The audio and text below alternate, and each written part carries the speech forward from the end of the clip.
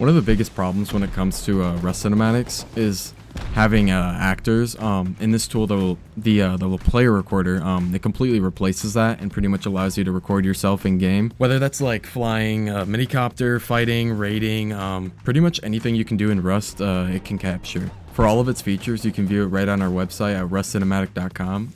For the majority of this video, it's just going to be covering the general basics of using this tool. Alrighty, so the first thing you're going to want to do is type in, for the panel to show up is /pscene, or you can click the PlayerRecorder. Either one's going to take you to the scene browser, so this is where you'll be able to view all of your in-game scenes. If you don't have any, all you're going to do is click create new scene up here, and then you'll just name it. So I'll just do this Mudar test. And then that's it for the scene creation. It's pretty quick and simple. But there's a few more things we're going to want to do here in order to make sure everything's in our scene. It's really just one, is where if we have any bases or like any nodes or anything like that in our scene, we want to just capture kind of the area we're going to be in. And I just want to capture this base mainly. So I'm just going to come up here to capture. And then I'm going to set the center. It'll probably be like kind of in the middle of the base. And then I'll do like 40 for the radius. And then we can click show. And then that'll show the radius of what our scene's going to be in. Just for things that will be regenerated. You can have recordings outside the capture radius. This is more meant for like bases and things like that. We're going to want to click capture right after that. And then we're going to want to have both of these on so that way our base keeps regenerating each time we do a recording. But other than that, that's pretty much it. And we can also click preview scene as well. And then that'll build up the base or whatever. It'll restore everything that was in our scene from before.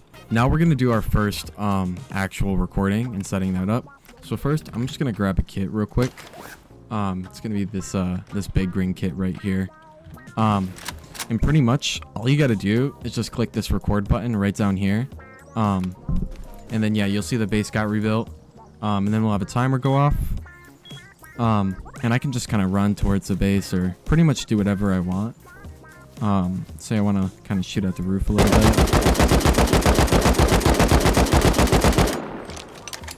We run over here.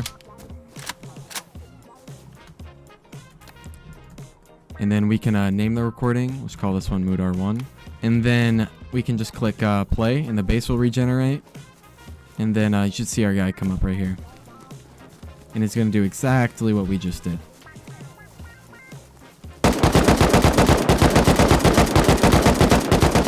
And then another thing too that I like to have on personally is the autosave feature. And so I can just name this Mudar.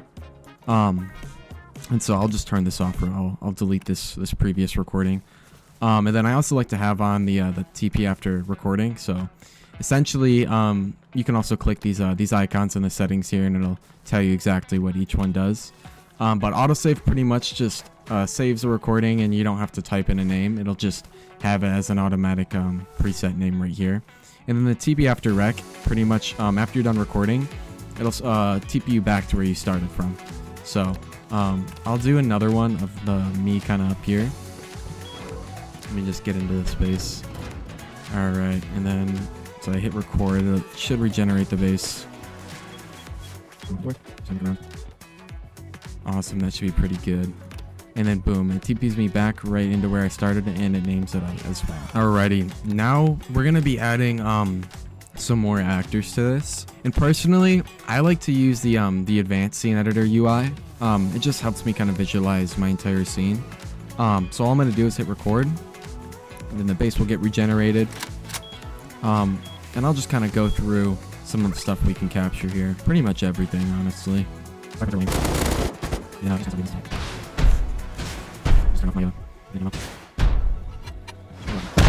Alrighty. Now I'm just going to go ahead and stop it. And then boom, it'll TP me back as well to where I was before. And then let's say I want to have another guy come up and help raid. Just another one.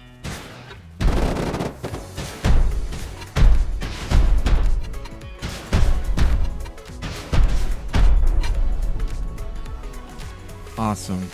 All right, now we got our two raiders here, and you'll see as well, we have like these little markers on the timeline. for pretty much when they're just shooting. And then let's say I want to have a guy flying a minicopter or something. I can just go to the entities, go to vehicles, give myself a minicopter, and then just kind of slap it down. Get in it and just start flying. And then I can just click record. Alrighty, and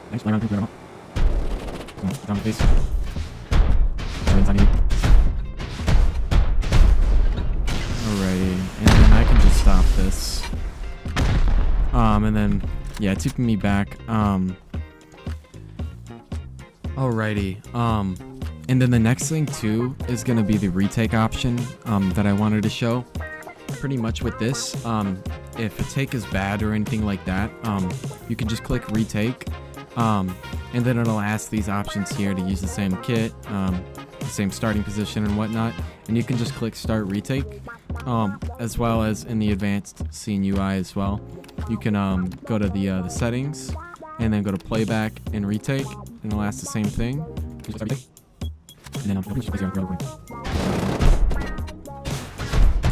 And then you can also, like, let's say you don't like it, you can click retake again, or just don't save it and just keep the original as well. Alright, and then the next thing I wanted to go over real quick with this is a few like kind of cool things that it can capture as well with the plugin side.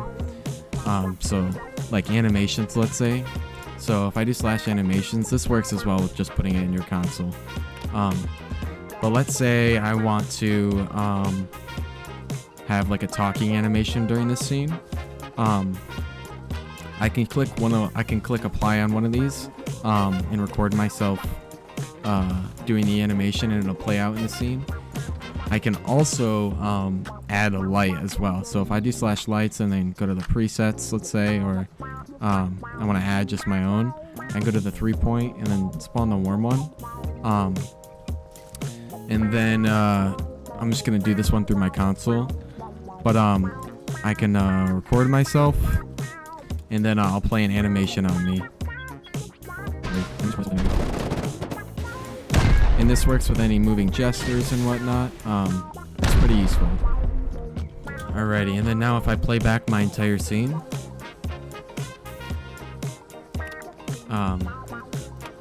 you'll see that there's a hazmat here, and he's got the lights on him as well.